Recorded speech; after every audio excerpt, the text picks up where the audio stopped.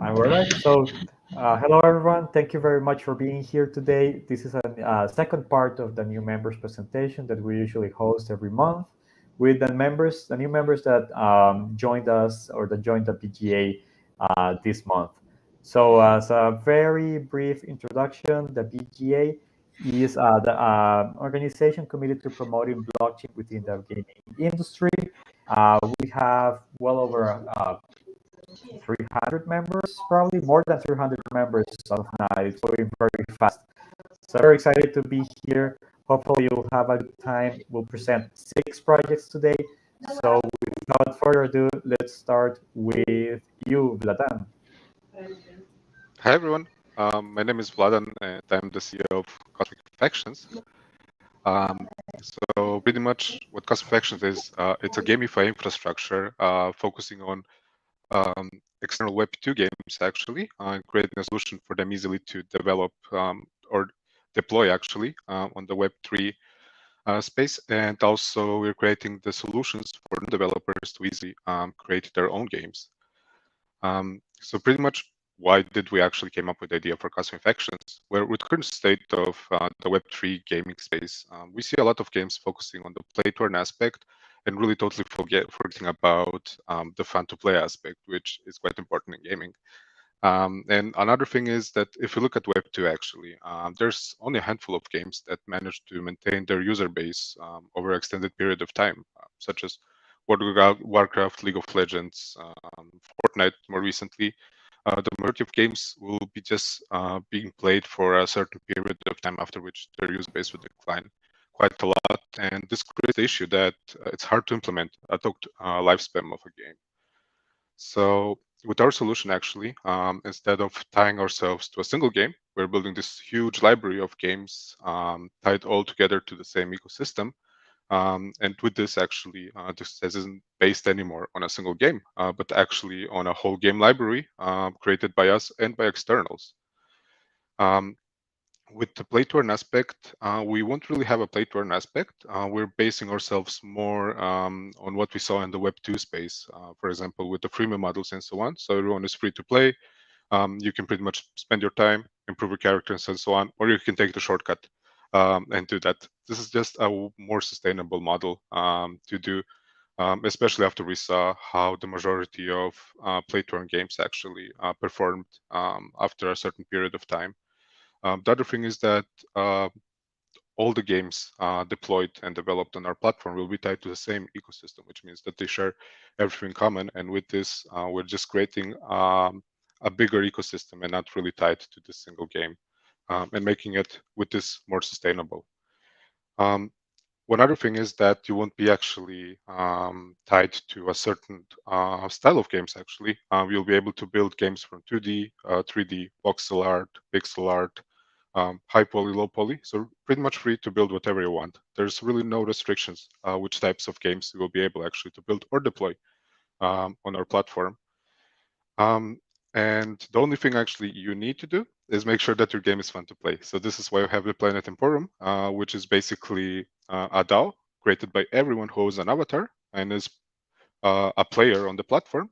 So they will have the rights actually to decide when a new game wants to be deployed or be published. The DAO can then really play the game, try it out, and decide, vote on it if it should be approved or not. Even if a game doesn't get approved immediately, this doesn't mean a hard no or something like that. It just means that the developers need to improve it a bit more and make it that the players like it a bit more so they can vote on it again. And pretty much with this, they can still actually get access to the platform. We implemented this because obviously one of the ways you can earn on our platform is by developing games. So this is why I wanted to assure that we'll have quality games that can really also earn, and assure that the players will always have quality games to play that they like. This is also why the DAO is fully created by the players, and they will maintain it. We'll have also metaverse. So our metaverse will be the Planet Virtual. It will be pretty much a classic metaverse. So everyone at this point, I think, is more than familiar with what a metaverse is and how a metaverse works. So you'll be able to meet friends, socialize, create guilds, attend events, and so on. But the main thing about Vortal is that it's also your starting point, and from Vortal you can access all the different games. So for example, for 2D games, you can either use a console, since they're pretty easy to load, so you can directly access them through the console, or for a bit more heavy game, you'll have your portals through which you can go. Pretty much you'll have your own scene, and then you're entering literally a new world that was created by a developer, external one. Of course, you can then advertise it and pretty much change the way the portal looks, so it won't be just kind of a standalone portal or something like that. You can really get creative and make it appeal more to the players and so on. And same goes with the consoles. So you have full freedom actually to design your entry to the game however you would like to look on the metaverse. The other thing we're doing actually is with our avatars, we are creating them fully interoperable.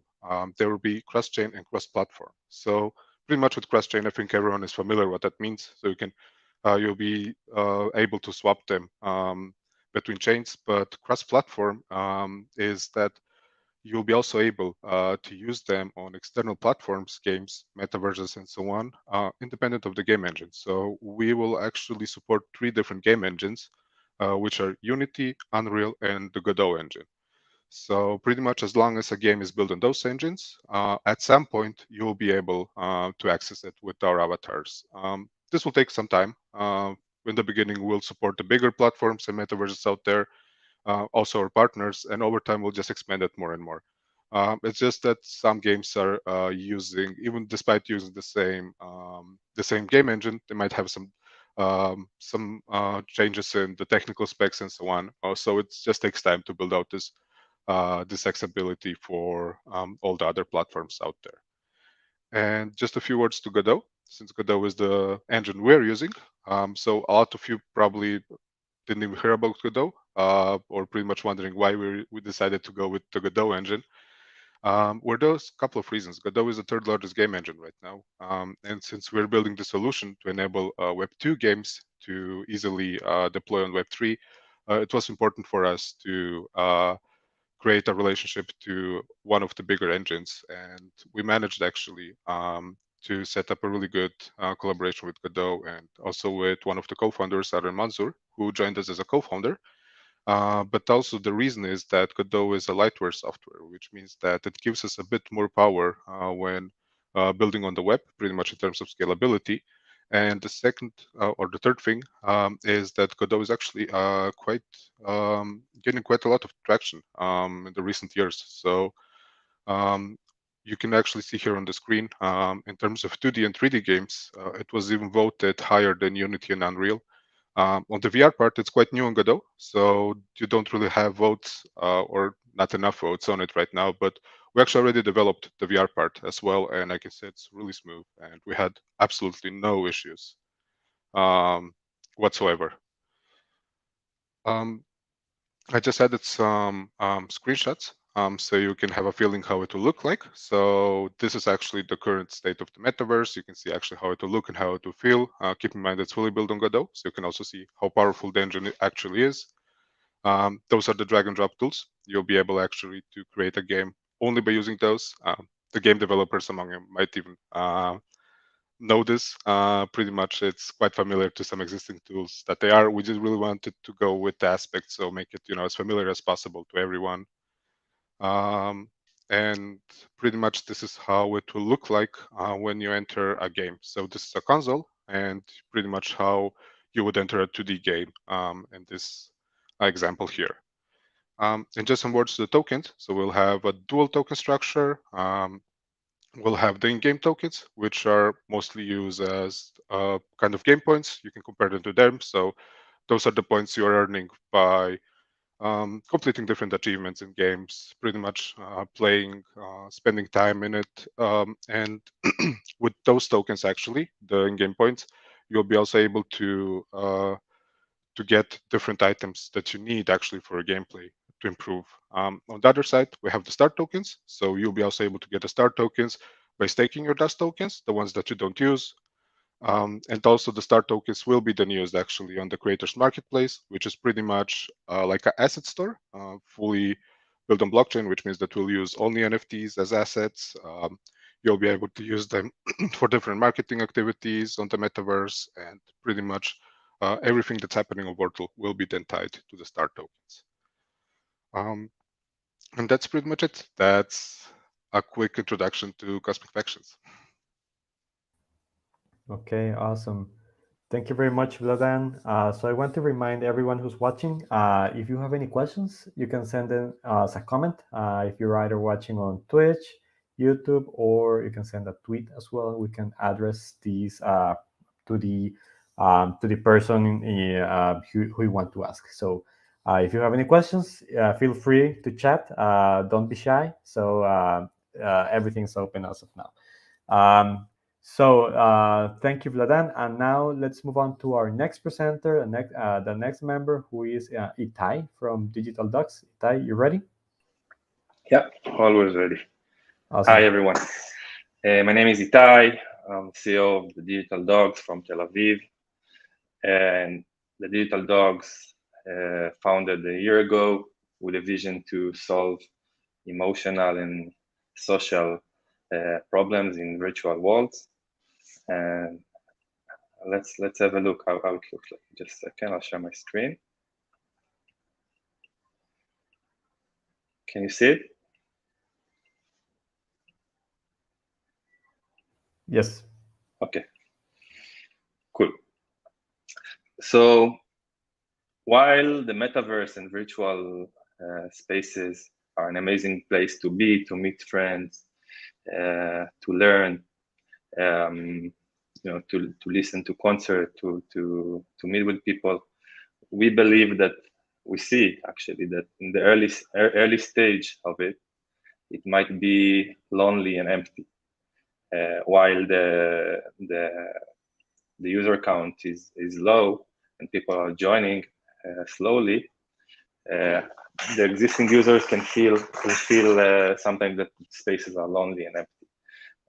With the Digital Dogs, we believe that if every user will have the opportunity to have a dog by its side, it will not only decrease loneliness, because by having a pet, a companion by your side, but it will also have a social impact.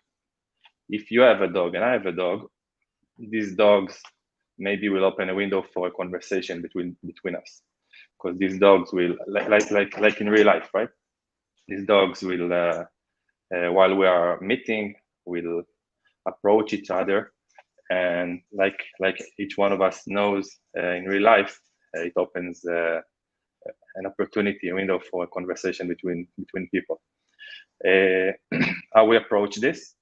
So Digital Dogs are powered by, just a second, I'll show you the demo. Digital Dogs are powered by multiple AI technologies. We're using NLP and conversational AI, basically, to talk with the dog using voice. The dog is learning. The dog has machine learning algorithms that allows them to learn and improve. We're using positive reinforcement. We're using hand gestures, and we're using image recognition. All the inputs that can create a realistic interaction with the dogs. But if you think that it's a simple Tamagotchi, so no, it's not enough. What we're doing is a cross-app, cross-platform tool that will allow other developers to use our dogs in their apps and in their experiences. Means that from the user perspective, if you own a dog, you have one place to train the dog, to take care of the dogs, but while you go across different platforms and different apps that we integrated with using our SDK, you have your dog by your side. It means that you can talk with the dog using voice technologies. The dog will follow you, and we will load the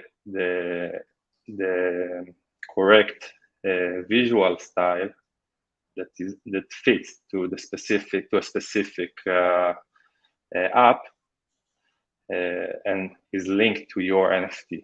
This is the time to say that all the dogs are owned as NFTs. What else can I show you? We in the last year we developed various demos in VR, AR, PC. We sold recently 1,000 Genesis NFTs, and we're at the moment working on the next 10,000 NFTs that will be sold soon. What else? The project has a token, a native token that basically defines all the ecosystem behind it. Users need to take care and to feed the dog, to train the dogs using the tokens. They can breed using the token, and that's it, I guess. Yeah. Awesome. Thank you very much, Itai. These are really cute for sure. Very adorable for everyone who's a dog lover. I'm pretty sure they will love it. I'm waiting for the one with the cats, though. More of a cat person, but no, this is really cute for sure. So thank you for sharing. No problem. So let's move on to the next presenter, Sean. Sean, are you ready? Yep, I am. I also just want to give a quick shout out to Itai. It's super cool. I wish I can have something like this as well. I have my carrot beside me and my dog beside me as well. Yeah, you can see them. But I'm super happy that you're building this. And hey guys, my name is Sean. I'm the co-founder at Metaverse. Let me share with you guys what we are building. All right. Yep. So what is Metaverse? Metaverse is a cloud-rendered Metaverse editor and aggregator. Essentially, what we are doing is we are making sure that anyone or any project, any community can create a photorealistic AAA level within 30 minutes. We envision to be able to help every single community-friendly story community fit, essentially building a community-owned branded metaverse to engage every single member in the community. And also, we will be empowering individual creators to unleash the creativity, create the content in the most engaging form, that is the metaverse. But at this point of time, I'm pretty sure you've heard of so many different metaverse platforms, right? However, let's be honest, are we actually satisfied yet? We are expecting something like Ready Player One. Free guys, the kind of metaverse you actually want to live in. But what are we getting right now? We're getting maybe a bunch of low poly, pixelized 3D content being put together. I want to call it metaverse. I mean, they're definitely great. I respect and appreciate every single project out there. They're trying to do their best to help bring this forward. However, we're seeing three problems. Number one, have you actually tried spending more time in any metaverse for more than 30 minutes? I'm pretty sure no, because it doesn't have a good visual experience, and also it doesn't have a good gameplay interactions. To be put simply, it doesn't give you any utilities or any experiences. Number two, it kind of focuses a little bit too much on the financial side, right? Whenever people talk about metaverse, most of the time you just see people frown. I mean, we don't have to do it. We don't have to focus that much on the financial speculation, even though it can be a huge innovation for us. Number three, even if you have tried to play the game, I'm pretty sure you never try to, create content in the metaverse. It's a very, very frustrating process with a steep learning curve and very, very tedious setup creation process. You also need to have a professional gaming laptop to be able to do a lot of editing. But we are actually here to fix all that. So how is Metaverse different? How are we fixing it? That's what we're coming with a solution here. So what we're doing now is we had developed our own editor and aggregator that pretty much allows anyone to make a fun and immersive content with just drag and drop on any devices. The learning curve is very, very simple. If you know play Sims, come on, you know how to build on Metaverse. Number two, we have already built everything you want. the full gameplay and reward customization experience is all just over there. Whether you want to, build a mini game, you want to create a metaverse a community owns, you want to build an NFT showroom, NFT storefront, or if you want to host a conference or wedding, you can just do it with our metaverse without worrying too much about the technical details. And the best part is this is not just cloud native, it's also open, meaning it's on the blockchain. So you are building interoperable open world that you can bring with you no matter where you go. Everything will be saved on IPFS, and all the ownership information is also being saved on the block. Each piece of the metaverse is actually a piece of programmable NFT that you can own, edit, share, or even sell to anyone you want. With that being said, I'm pretty sure you're wondering, so hey Sean, you talk about being cloud native, so what does being cloud native actually means? Here's a couple pictures of our editor, but let's take a look at why I'm saying this is cloud native, this is cloud rendered.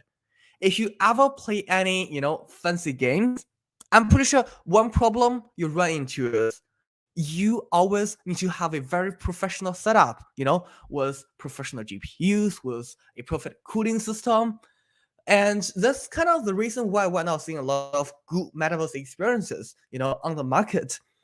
Our devices, simply put, are not capable of downloading and rendering high fidelity 3D content in real time.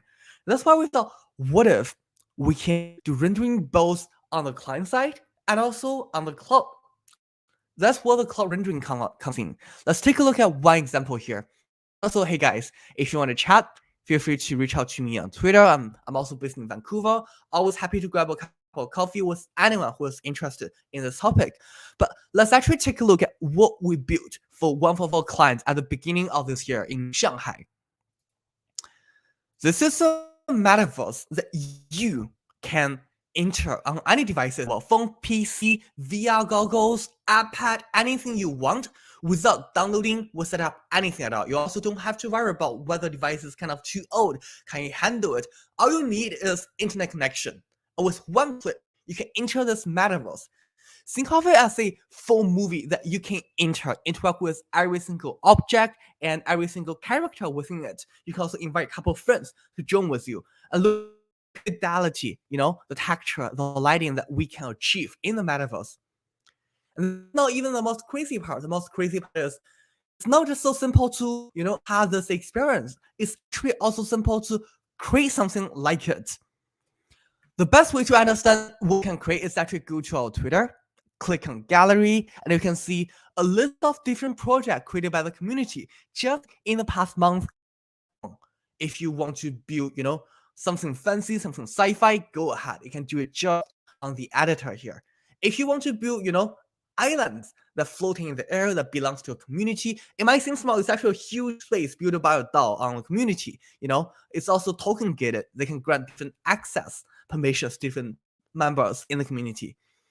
Everything is actually achievable. It's only limited to your creativity. And if this is something that you are interested in, feel free to give it a try. Talk to me on Twitter, reach out to us on Twitter, or join our Discord. We're always happy to work with more creators and more brands who actually want to build the next real metaverse. And love to chat with everyone. Awesome. Thank you very much, Sean. So very interesting for sure. I'm pretty sure that everyone else will see an opportunity for this, and very excited to see what you're building for sure. Thank you very much for sharing it.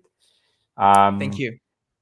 So let's move on to Chris from Max Level Studios. Chris, you ready? I'm ready. Awesome. So here's your stream. All right. Thank you very much. I appreciate everybody for giving us the time and this opportunity. So I'm Chris Adcock with Max Level Studios, and we're building player-first Web3 games for mass adoption. So I'll tell you, I think Web3 gaming startups really face unique challenges that require founders that understand marketing, blockchain game development, tokenomics, and how to show that value add to gamers, because obviously that's the problem we're all running into now. So I wanted to talk about our team a little bit. So our team is made up of talented game developers who've worked for studios like Ubisoft, They work SCS, a number of titles like the Arma franchise, Euro Truck Simulator, Dark Age of Camelot, things like that. But we also have blockchain experience as well. So we've worked with a number of Web3 startups and some, long-time blockchain companies. So this is something that we're very passionate about. We've built a team that are qualified and capable to achieve what we're trying to build. And we also have a number of consultants and studios that we use for various like out-of-house work. So, when we're using artists and animators, motion capture, sound design, things like that. But we do all of our development in-house, and we do want to bring some of these other things in-house after we, do some fundraising. So we have a number of advisors from some of the, top 3 Web3 gaming content creators, as well as some Web3 startup founders. And we also have a legal team with expertise in the industry that represent a number of different blockchain companies. So we've assembled a great team of advisors that really contribute to our success. We also have a number of partners, and we are looking at additional partnerships that we'll be likely announcing in the upcoming weeks. We think that this space really, we grow together and we learn from each other, and we're always networking with other founders that are, building games like we are, and also, companies that are trying to achieve different things in the space and lower pain points, lower friction for onboarding, things like that. So I want to tell you about our flagship game. So our game is Uldor, which is a immersive open world MMORPG where players can go questing, they can harvest resources, use those resources to craft game items. We also have a fast-paced PvP arena mode where players can fight head-to-head in arena battles. There'll be tournament-style competition where they can wager for tokens and excel upon a leaderboard. We also have large-scale faction combat where players can strategize and attack enemy factions to fight over territory or build up defenses in their own faction to defend the territory that they've taken. So we have exciting PvP and also the immersive open world. The technology we're using, we're building in UE5. We've been in development since last year, and we're using all of the latest technology to really to leverage that tech to build a quality game that achieves, really high quality at scale that we can deliver, that graphic fidelity and also have millions of players. You can see we're using metahuman characters. We've shown some videos with procedural generation of large areas. And this video you're seeing here is one of our enemy characters. He's our Dread King. He's the main villain of our story for the release of the game. And he's a game-ready metahuman character, custom designed for us. And I think he just looks amazing. But I mean, he works in engine, so it's not something made just for like a trailer. So our game assets will be NFT assets, which we think gives players that enhanced ownership, on-chain transparency, as well as verifiable scarcity, which is, to me, the big value add of Web3. And I think that it's a lot about presentation, showing that to gamers in a way that they'll appreciate. And we also have a fixed supply token. So why an MMORPG? That's definitely the genre that I'm very passionate about as a gamer. But, there's a lot of reasons why MMOs are great for Web3. First off, MMOs are a engaging social experience where players, meet other friends. They meet people and make friends. They bring their friends to the game, so it's very engaging, and you also become really invested in the game. So that can be through the community, through competitive leaderboards where you're competing with other players. Also the leveling and completion aspect. So you become level 10, now you might as well go to level 11. So you kind of get in that loop. Also collecting, that's a big part of MMOs. So collecting rare or hard to acquire items. Once you start a collection, you kind of want to keep going with that. Also the economy. And that's something that MMOs in the Web2 space has always been kind of a drag because you have to fight the persistent inflation from infinite items and infinite currency, but definitely participating in the economy is a fun part of the game. And then the story and lore. Really, once you start playing the game and you like it, you become more involved and immersed in the lore. So that's something that's a big aspect of an MMO that appeals to those type of gamers and can bring in gamers from different genres as well. And there's also games within the game, which I believe is underutilized, but most MMOs will have a PvP arena, and they'll have questing and dungeons. Some have, open world PvP, and others will have more of a faction-based kind of, PvP zone. And I'll talk about why I think these modes are kind of underutilized. But in the grand scheme of things, the replayability keeps players coming back for more. If any of you've played MMOs, I'm sure that there's been times where you go months or years without playing, and then you kind of want to hop back in and see what's going on with the new content or the new leveling experience, maybe the level cap raise, something like that. So definitely keeps players coming back. But we also think, while Web3 is a huge innovation for MMOs, probably as big or bigger than free-to-play was, it gives players that enhanced ownership, transparency, verifiable scarcity. But, truthfully, MMOs were in need of innovation. I think that the genre had become stale. It was losing out and failed to really adapt to the changing demographics, to the competition in the space. Players have more MMOs to choose from, but they also have to compete with the short attention span, the competitive aspect of being able to, you watch someone on Twitch playing in a competitive game, you jump in, play a tournament, and MMOs really kind of fail to adapt to that, in my opinion. So how we're adapting, other than the Web3 advancements, which we believe are going to be amazing, we also think that there are some key things that we can do to really appeal to more gamers than just the traditional MMO crowd. So one way we're doing this is bringing quality multiplayer content forward. So most MMOs have their arena and dungeons and other end game experience gated behind dozens or hundreds of hours of play.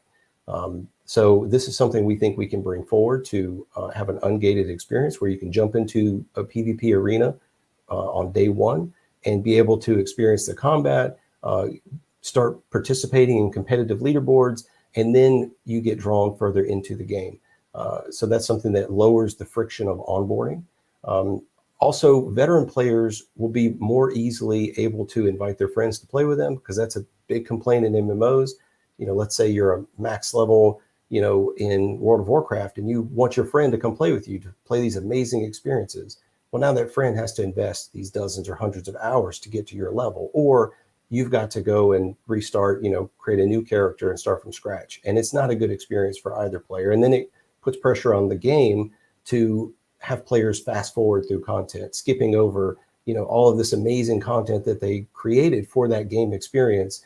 Now they're having to, rush players through it. And so that's not a good experience as well. Also, competitive modes, attract more types of players that maybe aren't into the broader MMO. They don't want the open world exploration experience. They just want to jump in and do esports. They want to do competitive leaderboards. So you really open your player base to more players. And then you also just remove that first experience for players, where in traditional MMOs, the first, few hours of gameplay is grinding alone. And it's that learning how to play the game from level one without any, cool abilities or, interesting bosses. And you're really just kind of going through a story mode. So you kind of reduce some of that and let them have their own kind of onboarding, where it's more action packed at a faster pace. Another way that we're innovating the genre is our game, Uldor, is a Souls-like RPG, but with the social gameplay of an MMO. So we're really going for a more relatable world, but still a large epic story. So I like to, I love the fantasy element of MMOs, where you're, throwing fireballs and shooting energy bolts. But I think that has become kind of saturated. And I think that players will really hunger for a more relatable world and characters. So think more genres like Witcher, or even like Game of Thrones, where you still have those fantasy elements, but they're a lot more special. So when magic or these things happen in the world, they're much more interesting because they're not overused. So I think that's definitely something we're doing that will stand out. We also have varying levels of difficulty. So we're bringing very difficult experiences to the MMO, but in a player, focused way to where players can kind of choose that difficulty. So when they go to a dungeon that's extremely difficult, they may decide that they don't want to do that at this time. They want to go to a different dungeon experience. But if they do want to try it, then they can bring, their friends together. They can have teamwork, really strategize. And if they are successful, then they have this sense of accomplishment that you get from playing like a Souls-like game, like an Elden Ring, where you defeated this incredibly difficult challenge, and you can brag about that. Whereas a lot of other players kind of skipped it because it was too difficult. So that's something we think is an innovation for us. We also think that the way we're doing development, which I'll talk about in a minute, is playing into our marketing strategy. So for one, our marketing strategy is going to be to target the streamers and content creators who really jump into like competitive games, and also, don't have hundreds of hours to spend in MMO to show off the best content. So we think that our development and the way we're pulling some of this content forward is going to help us with our marketing. But also our early game modes, like our PvP arena, really appeal to those casual gamers who may not have, hours to spend playing each session. They just want to jump into a quick game. So we also want to use our tournaments with token bounties and sponsorships to be able to get influencers and, high-profile streamers to try the game out, show off our combat system, to, let players see the competitive aspect. We think that'll be a big draw for players. The faction combat mode will start to appeal to more MMO players, so it'll start to broaden out our base a bit because it is a persistent world. It starts introducing some of the story, and also players are becoming really immersed with their team. They want their faction to succeed. They come in to strategize, and then the full MMO will help us to pull from comparable Web 2 games with the benefit of the pre-existing player base we had from our first two game modes. So this goes into our development. So we actually started on the concept for Oldor back in 2011, but we started development in UE5 in August 2021. So it's been over a year, and we've broken our development into 4 key phases. So our PvP arena is going to be the first game mode that we release. That'll be multiplayer mode, and then we've got our battle royale mode that we expect next year. Our faction combat, which is that persistent world, and then the open world MMO. And you can see this little clip here as an example of some of our combat. So we're really excited for the PvP arena. We have a game mode coming soon, which I'll talk about on our milestones here, but I'll skip over some of this. But basically, we recently announced an acquisition of another studio. So as we network with others in the space, we have met a lot of great founders, talented teams. One of these teams, we were in advanced talks about interoperability between our two projects. They were also working on a medieval fantasy universe, and so we thought it'd be really cool for the space to show some interoperability agreements, have some like weapons crossover and things like that. But as we got to talking, we saw the synergies between our two teams and decided to merge our teams. So Max Level Studios acquired Middleverse Studios. And I brought on their very talented CEO, Andres Garcia, as our COO. So he's now helping me with Oldor. And their team, had some great connections and partnerships. So it was just a big value for us. Our next milestone is going to be an early game mode, which we're releasing in the coming weeks. And so it'll give players a chance to really try out what we've built so far, give them something to play, and also reason to be excited for our future releases. We also have some partnership announcements we're working on, and we probably will be gearing up for a seed round as well. So that's a little bit about Max Level Studios and our flagship game Oldor. I've got some contact information on the screen if you want to kind of go learn a bit more. So oldor.com, you can learn more about the game, but feel free to get in touch with me. If you're a founder, if you are an investor, if you are interested in our upcoming game mode and trying it out, definitely would love to speak to you. So shoot me a telegram or you can email me. But otherwise, I just wanted to say I appreciate the opportunity. It's great to be a part of this, the Blockchain Game Alliance. So thanks, everybody. And that was what I had to say.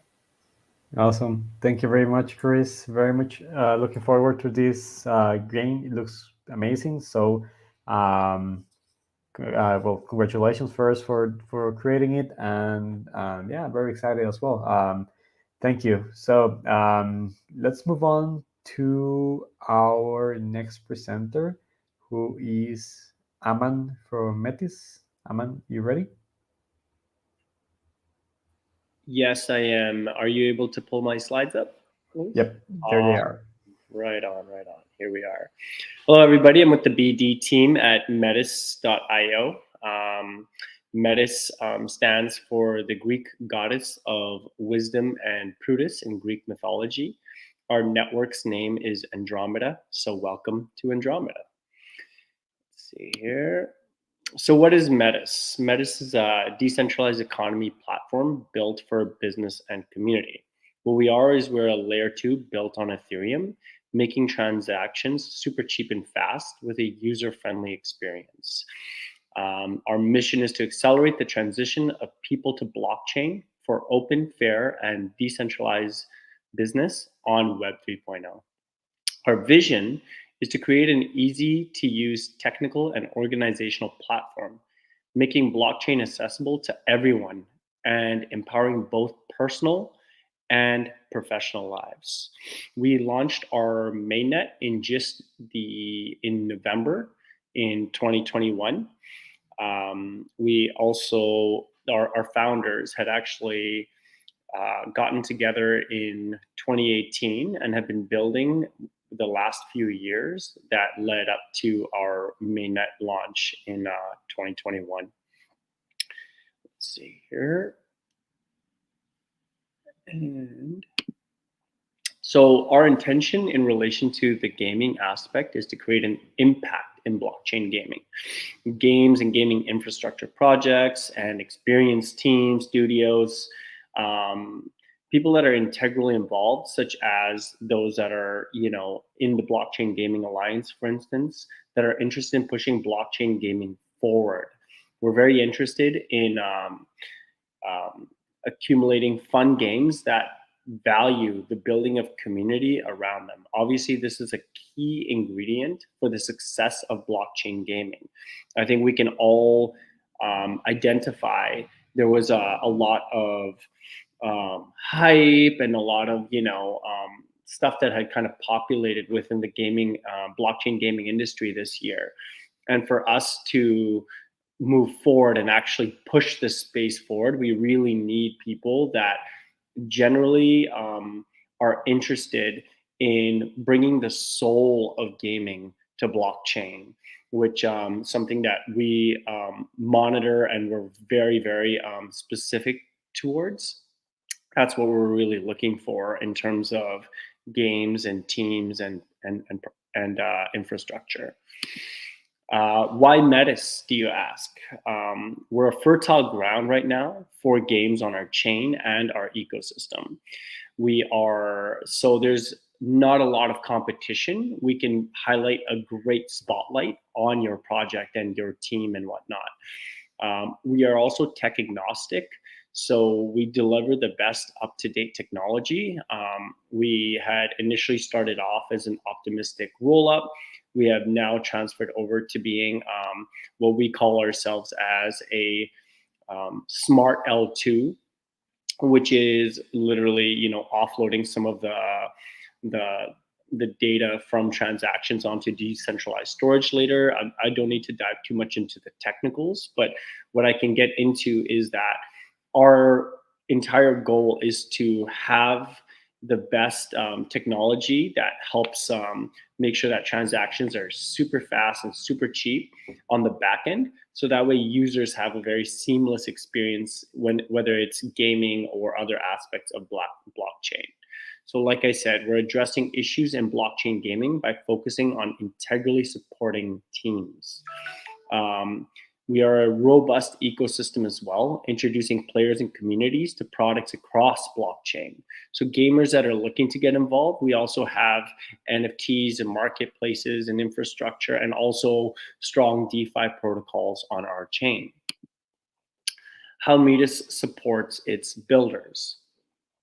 So we offer grants from the foundation to projects. We also have a $100 million investment arm that is also available, for projects that are a bit more on the conceptual side of things. We can also introduce you to accelerators that we are connected to. We also have something that is very unique to our ecosystem on Metis, which are builder mining rewards. So what this is it's actually a revenue share model where for the transaction volume, that your smart contracts have on a monthly basis, we actually give you a kickback every month that you can use to reward your community, to create more incentivization, or take a trip to Mexico with your team, whatever you wish to do with it. We give you the kickback in Metis tokens that we share back with protocols on our chain. That goes for anybody and everybody. You just have to submit your smart contracts. We also offer marketing support and also partnership introductions, such as Twitter AMAs, Medium articles, etc. will connect you to the ecosystem as a whole. We also have 2,000 to 4,000 transactions per second, so we're blazingly fast, dirt cheap. We also will help you, whether it's SDKs, whether you need Chainlink VRF or Morales support, whatever it is, we can custom tailor to what the game would require as well. So lots of developer support. You're working likely with me on a first name basis. Coming soon in our ecosystem is our BLS wallet. So just like how in Web2 gaming, they have,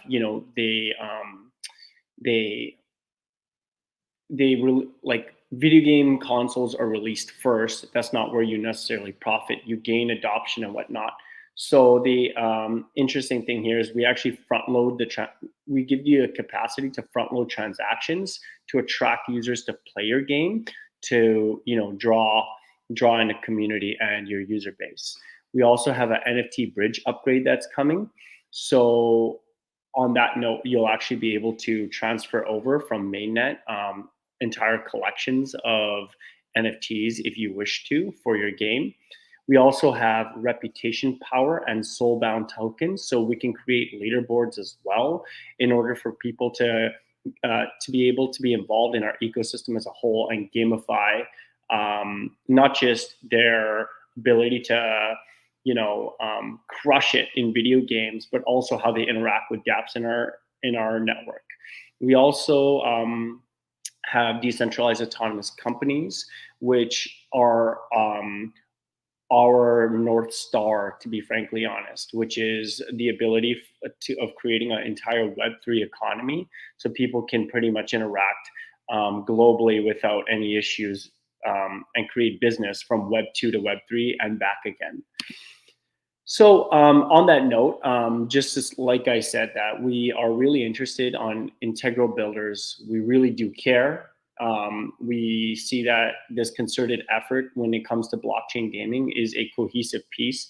It's not a zero-sum game, and we're all in it together. You can check out the socials here for metis.io, our Twitter, our Telegram, where most of our community is very active. You can contact me via email at elman.s@metis.io or on Telegram at DeFi Society. Thank you for your time, and let's game on. Pleasure meeting everybody.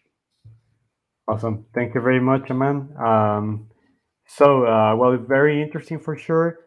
We will have the last presenter as expected, as planned. We're actually right on time, so thank you very much for being mindful of this.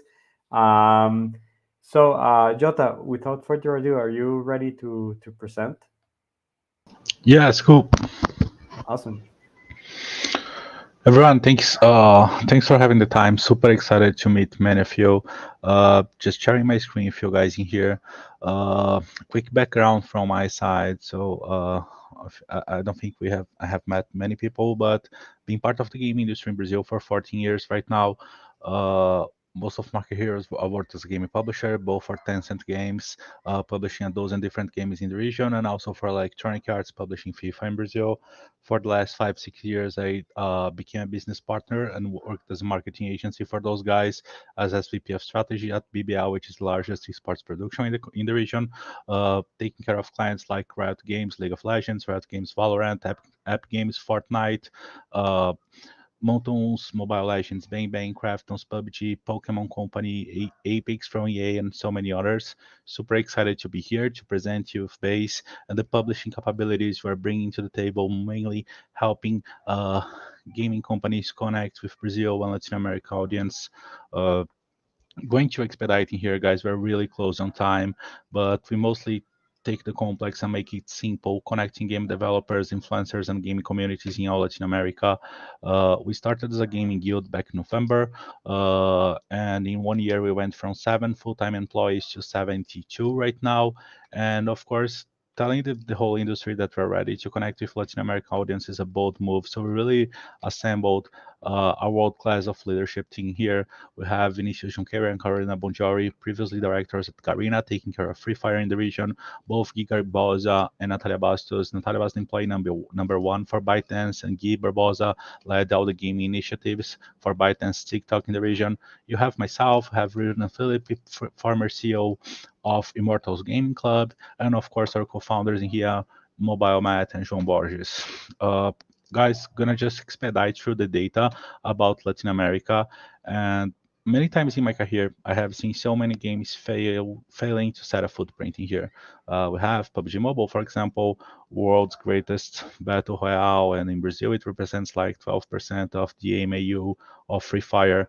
We have Arena of Valor, billion-dollar revenue game, and in Brazil they represent like a third of the revenue generated by Mobile Legends Bang Bang, and so many examples. And too many people ask me why things like this happen, and I really think that's about knowledge of the region and commitment with the region, right?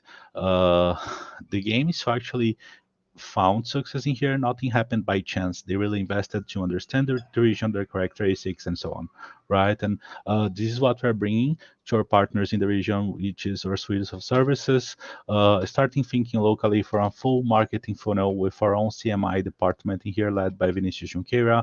We have our own strategic data and planning team, our own network of media and creators. Right now, 75% of all blockchain gaming traffic on Twitch TV runs through our exclusive roster of creators. I have 22 dedicated creators at base, and of course, setting the local agenda with PR and communications. Speaking locally is about content and community, of course. So from game localization, from the very basic, the very simple, which is translating game clients text lines, to bringing voice actors to life. This is something that's very, very special and important in a country in which 5% of the population actually speaks English and 1% of the population speaks native or fluent like English, right?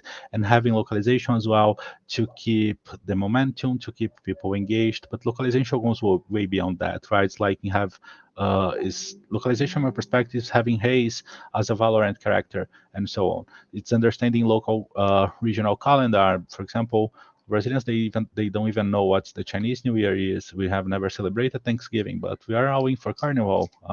I believe you guys know about that, right? And understanding what the regional calendar means in a perspective from a motivation perspective. So Brazilians they usually receive their paycheck by the 5th day of each month. So from a revenue perspective, you can always all the time expect a revenue rate during the last week of a month, mostly because people don't have enough money to spend on commodities. So you save limited time offers and so on, right? So having this regional feeling on how to deploy a game in the region is super important. And that goes from localization to community management. Of course, all the games that have found success in the region, they have very, very strong local content production in the region, we could be happy to help you guys with that, from videos and assets, from multi-platformatic to social media management, and having our own creators program, which is a great way to retain creators talking about your game and keeping them excited without needing to actually invest tons of money into a monthly basis in order to do that. Acting locally is about production and services. We're talking about live events, such as Brazil Game Show happening in October, 300,000 visitors during 7 days of events in here, but really can be small productions like we did for Sky Mavis during our X Infinity's R22 event. We organized a small local watch party for 100 key opinion leaders in here, mostly together, have some fun and watch the broadcasts. We have studios productions, I mean, every format from everywhere. Our team has led most of the most successful cases about esports in the region. So you have Free Fire's World Series in here happening in Chinese Arena, but from simple studio remote broadcast production to anything like that, right? Lastly, guys, growing locally is about connections and partnerships from a business development perspective. We have this team who have been working with event sponsorships from Coca-Cola, DC, Amazon Prime, Netflix, and many others. Activations and licensing is a campaign we run between Free Fire and Burger King in our previous experiences. Having local celebrities inside the game and having local studios and services being provided for those games, those are connections we can make as well. And lastly, guys, consolidates about guilding, is about community building. I told you guys that we're born as a guild, and community is still the backbone for us, right? We're a company. We have a three-way integrated publishing media investment strategy, and sometimes, depending on the project we're willing, of course, we're a Web3 company, right? So really looking to explore a deal based on tokens and so on. Just to illustrate you guys, of course, there's a lot to cover in here, but publishing solutions can come from a starter perspective. So having social media and community to a fully fledged publishing solution, taking care of everything that's needed in the region in order for a game to perform. And that will be it for basing a speed run, guys. Really wish we had a little bit more time, but I'll be happy to schedule follow-up calls if you believe that Latin America is an important market for your game, and if you're looking for user acquisition, retention, monetization, we'll be happy to set up one-on-one calls and see how we can collaborate together in here. Thanks so much for the time, guys. Awesome, thank you very much, Jota. So, well, it was a very like a speed run of your presentation. So, thank you very much. But hopefully, it reached out to someone who's interested in it. I'm pretty sure it is. Well, I'm from Latin America as well, so of course this was very interesting to me, and it kind of was part of this transition in some way. So thank you very much for presenting it. So I think that we're done with today's new members presentation. Thank you to everyone who joined us. Thank you to all of you for presenting today.